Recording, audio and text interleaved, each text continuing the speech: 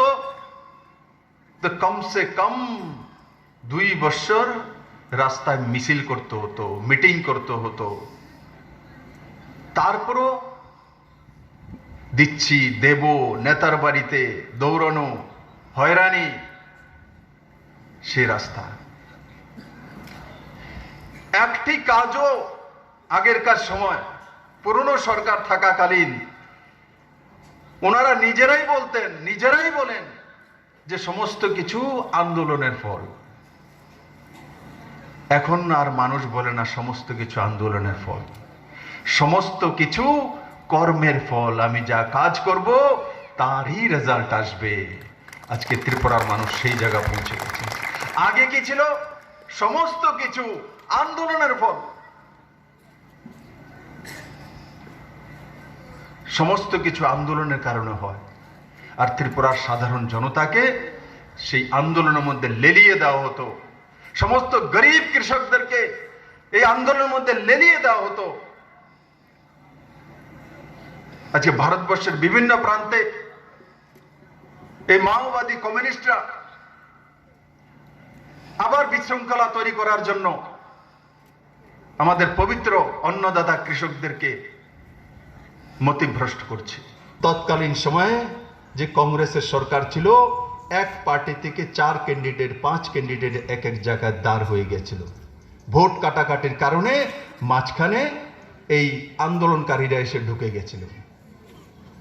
দ্বিতীয়বার সারা ত্রিপুরার যে জাতি দাঙ্গার কথা কেউ ভুলেনি, জাতি দাঙ্গা করিয়ে দ্বিতীয়বারের সত্তাতে চলে এসছে। তৃতীয়বার মাঝখানে একটা জোট সরকার ছিল। সেই জোট সরকারের যে কৃতকলাপ সেই বিষয়ে আমি বলবো না।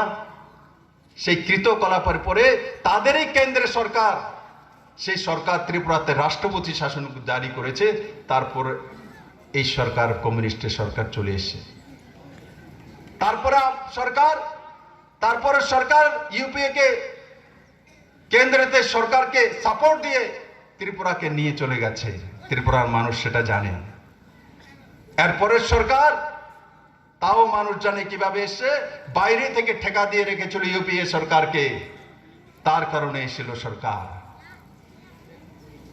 যদি সচিন সিং এর পরে বা সুকুমার সেনের পরে, কংগ্রেসের চিফ মিনিস্টারদের পরে, তারপরে যদি ত্রিপুরাতে পরিবর্তন হয়েছে, জনতা পরিবর্তন করে এনেছে, তো একটা সরকার এনেছে, সেটা হচ্ছে মোদী সরকার। 2018-তে প্রত্যেক জায়গাতে জনলেহের করে 0 থেকে 36 সিট নিয়ে আর আইপিএফটি সহ 44 সিট নিয়ে 0 থেকে জনতার সরকার তৈরি হয়েছে। প্রত্যেকটি বিধায়ক রেকর্ড বোর্ডে জিতেছে।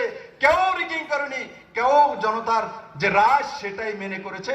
ত্রিপুরাবাসী ভোট দিয়ে এই সরকারকে তৈরি করেছে, জনজোয়ারে তৈরি করেছে। তাই বন্ধু, এই সরকার কার সরকার? মাদের সরকার, বোনেদের সরকার, ভাইদের সরকার, বুজুর্গের সরকার, ত্রিপুরাবাসীর সরকার, সর্বোপরি নরেন্দ্র ভাই মোদীর আশীর্বাদের সরকার, ত্রিপুরেশ্বরী মায়ের আশীর্বাদের সরকার। আমি সমস্ত করবুকবাসীকে, গোমতীবাসীকে আজকের এই কার্যক্রমে ভাগ নেওয়ার জন্য, আর বিশেষ করে স্বাস্থ্য দপ্তরকে যে এত কম সময়ের মধ্যে এই পিএসসি সেন্টার তৈরি করার জন্য আমি আবারও আপনাদেরকে অনেক অনেক ধন্যবাদ জানাই। এবং এখানে যারা মা বোনেরা ভাইয়েরা দূর দূরান্ত থেকে এসছেন, আমি আপনাদেরকেও করজোরে প্রণাম জানাই। সবাইকে অনেক অনেক ধন্যবাদ। জয় হিন্দ।